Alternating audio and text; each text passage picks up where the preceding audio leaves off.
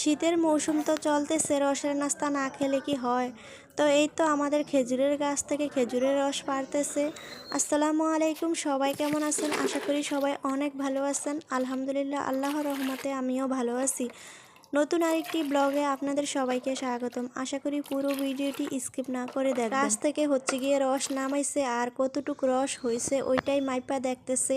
আর এই যে দেখতে পারছেন রসের ভিতরে কত পোকামাকড়, তো আমি সবটুকু রস ছেঁকে নিচ্ছি এখন একটা চাকনি দিয়ে। রসের ভিতরে অনেক মৌমাছি থাকে, কারণ হচ্ছে রস তো অনেক মিষ্টি।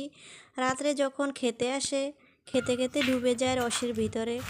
যাই হোক, আমি রসগুলা ভালো করে জাল করে খিঁচিয়ে একদম লাল করে নিয়েছি। আর এখন হচ্ছে গিয়ে আমি আতপ চাল দিয়ে দিছি এর ভিতরে। শীতের দিনে এই খেজুরের রসের নাস্তা কম বেশি অনেকেরই পছন্দ। আমরা যারা গ্রামে আছি তারা হয়তো খেতে পারি, যারা শহরে আছে তারা হয়তো একটু খেতে কষ্ট হয়, আর যাদের আত্মীয় স্বজন হয়তো দেশে আছে তারা খেতে পারে। বছর বছর খেজুরের রসের দাম এত বেড়ে যাচ্ছে, যা মানুষের মনে চাইলেও খাওয়ার সাধ্য থাকে না কেনার। তো আলহামদুলিল্লাহ আমাদের 4টা গাছ আছে, কিন্তু কাটার মতো লোক নাই, তাও বাড়ির পাশে একজনকে দিয়ে কাটিয়েছি। তো রস হলে উনি একদিন নেয়, আমাদেরকে একদিন দেয়, তো আমাদের খাওয়ার চাহিদা মেটাতে পারি আলহামদুলিল্লাহ। তো আমাদের গাছের রস অনেক মিষ্টি, তারপরেও আমি জাল দিয়ে লাল করে নিয়েছি।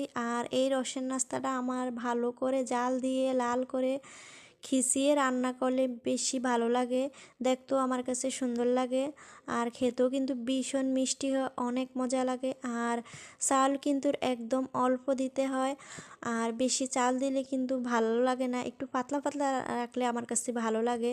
তাই এখন হচ্ছে গিয়ে আমি নারিকেল দিয়ে দিচ্ছি, আর নারিকেলটা তো একটু বেশি দিলে আরও মজা লাগে। আর রসের নাস্তার চালটা কিন্তু আমি বেশি সিদ্ধ করব না, একটু আড়া সিদ্ধ রাখবো। বেশি সিদ্ধ করলে কিন্তু খেতে ভালো লাগে না। নাস্তাটা হচ্ছে গিয়ে আমি অনবরত লাড়তেই আছি, কারণ হচ্ছে নিচে দিয়ে দলা পেকে যাবে, এজন্য।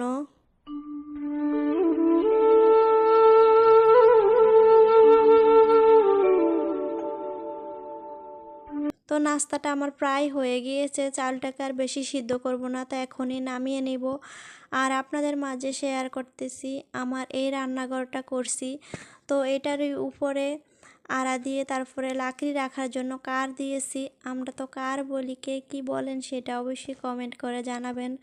তো নতুন এই রান্নাঘরটা করছি, আর কারটাও দিয়েছি, এখনও লাকড়িগুলো উঠাই না। তো একা একা কীভাবে লাকড়িগুলো উঠাইবো সেই টেনশনই করতেছি। মেয়েদের আর যাই থাকুক বা না থাকুক, রান্নাঘরটা যদি পরিপাটি না হয় তাহলে কিন্তু একদম রান্নাবান্না করতে ভালো লাগে না। আমার এই রান্নাঘরটা নতুন উঠাইছি, হয়তো তেমন করে পরিপাটি করতে পারি না।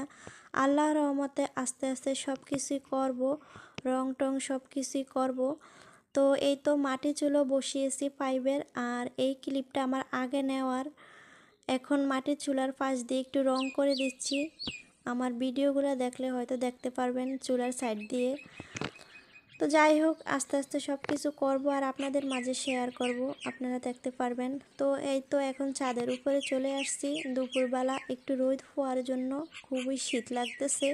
আর এই তো আমার মিনি বিড়ালটা একদম আমার কাছে আসতেছে, ওকে একটু কোলে নিয়ে আমি আদর করে দিচ্ছি। তো সবাই ভালো থাকবেন, টাটা।